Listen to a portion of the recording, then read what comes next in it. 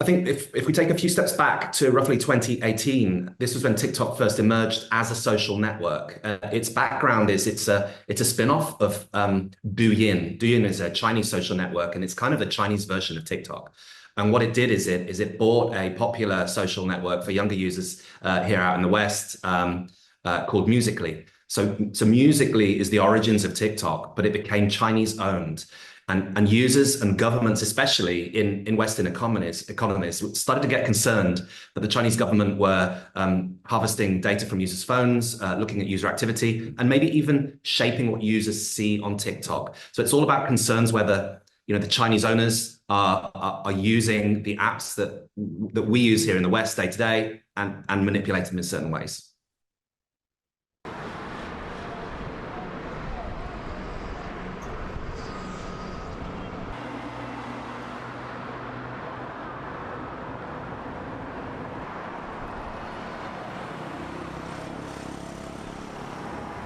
You are here because the American people need the truth about the threat TikTok poses to our national and personal security.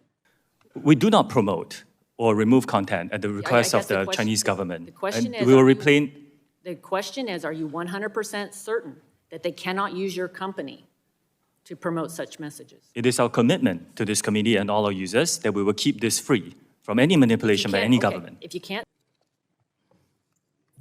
Currently in the US, TikTok is facing a potential ban, and this is as a result of Senate appearances where the organization's CEO, Xiaozi Chu, was asked a series of questions about security of data, whether or not TikTok is being used by Chinese government to look at users' activities, and broadly, whether it's a security threat. And back in, I think it was January 2024, TikTok's appearances in front of Senate did not satisfy US senators. So a process started, culminating in, if TikTok doesn't split away from its Chinese owners, a ban in the United States.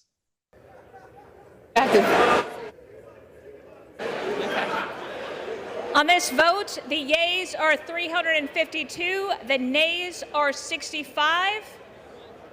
One present, 2/3 being in the affirmative. The rules are suspended, the bill is passed, and without the objection, the motion to reconsider is laid on the table. Okay. Thank you. TikTok is a threat to our national security because it is owned by ByteDance, which does the bidding of the Chinese Communist Party. We know this because ByteDance leadership says so, and because Chinese law requires it. This bill therefore forces TikTok to break up with the Chinese Communist Party. It does not apply to American companies. It only applies to companies subject to the control of foreign adversaries defined by Congress. Kentucky reserves, the gentlewoman from Washington is recognized. So what we're currently experiencing is this period where TikTok is being forced by US lawmakers to actually divest. So what they want is for TikTok to be fully independent, to not be potentially used by Chinese government.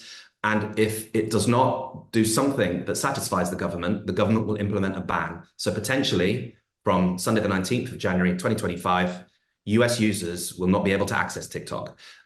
They might look at ways to bypass the ban. There's rumored, VPNs, that kind of thing.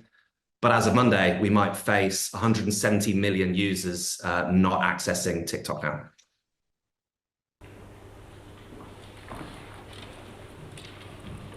美国众议院通过的这个法案，让美国站在了公平竞争原则和国际经贸规则的对立面。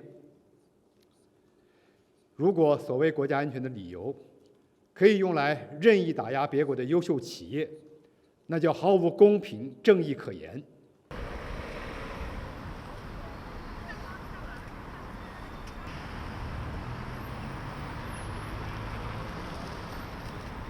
TikTok has this week released communications to its employees, internal memos, which have been circulated externally now, encouraging staff to turn up to work on Monday and encouraging staff to trust internal communication and not speculation on social media or in the press.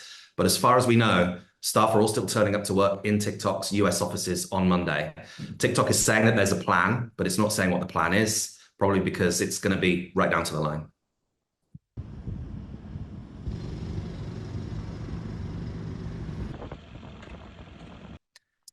One of the things that TikTok users have been doing in recent days, almost in an act of protest, is using other apps that are similar, but are also Chinese owned to show just how many there are. One of which is RedNote. Now, RedNote's been around a long time. It launched in 2013. It's mainly used by Chinese social media users, and it's got over 300 million users. It had 200 million in 2023, 100 million in 2021, steadily growing. So it's not new, it's no surprise, but up until a week ago, there weren't really any American or English-speaking users of the app, and its popularity is surging. RedNote's really interesting. It looks like a hybrid of Instagram and TikTok.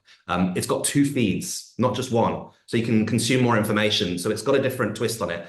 And actually, in the last 3 days, RedNote has actually been launching a series of English language functions, including how many views hashtags are receiving and user data as well. So it is actually making a play for the American user base. So senators should be aware that unless they're going to ban every app they don't like the look of, users are going to vote with their feet.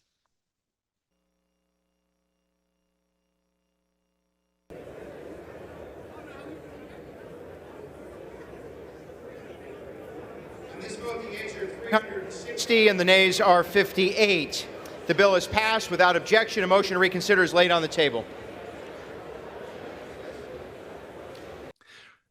RedNote has received investment for a number of high-profile technology companies, including Alibaba and Tencent, which are also Chinese. So I think fast forward a few months, I wouldn't be surprised if RedNote comes under the same scrutiny that TikTok has over the last 2 years.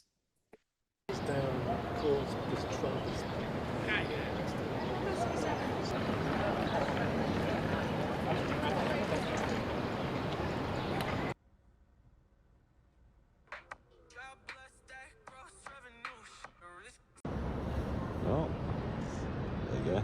Loading biryani. Frenchie? Frenchie on the knees.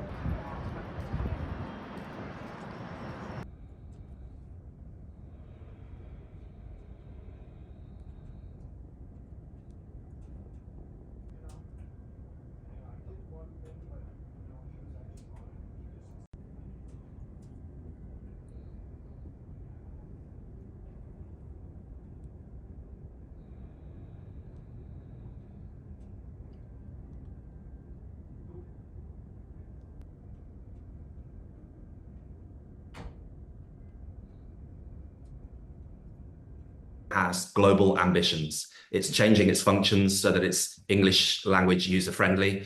And the content, you're seeing a lot more English language content on there. The hashtag TikTok has received 2 billion views. TikTok refugee, which is a really popular one, nearly 1 billion views. So you're seeing a lot of activity from English language users, and the app itself, through the changes to its technologies, is showing that it really does have global ambitions.